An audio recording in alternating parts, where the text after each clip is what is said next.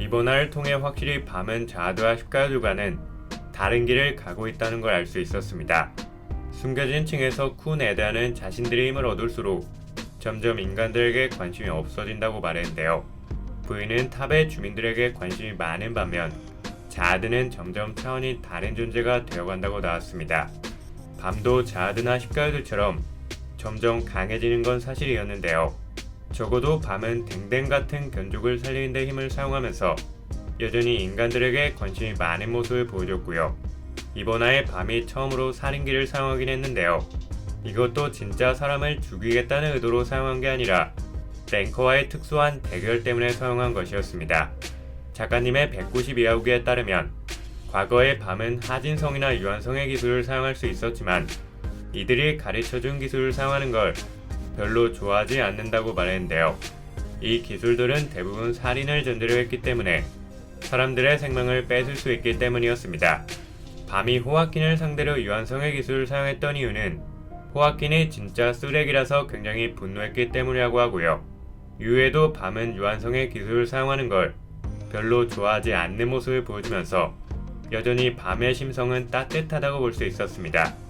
그럼에도 밤이 카이저와 싸울 때처럼 하진성한테 배운 기술을 사용하는 데에는 두 가지 이유가 있는데요.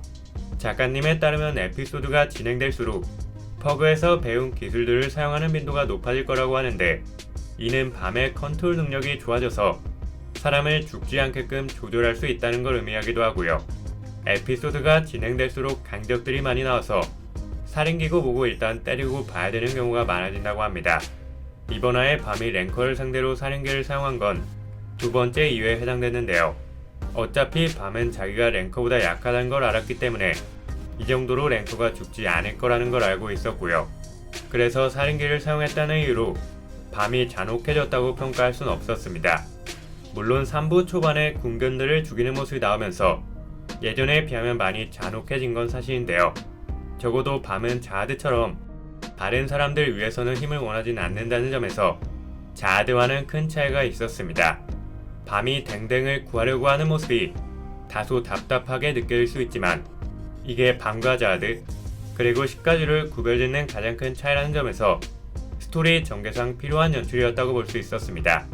그리고 과잉 해석일 수도 있지만 퍼그의 원로 옆에 있던 길잡이가 원로의 스피드를 따라가는 모습을 보여줬는데요. 만약 이게 의도된 연출이었다면 이 길잡이도 고대의 하이랭커급이라고 볼 수 있었고요. 그렇다면 엔간한 하이랭커들의 공격에는 당하지 않을 겁니다.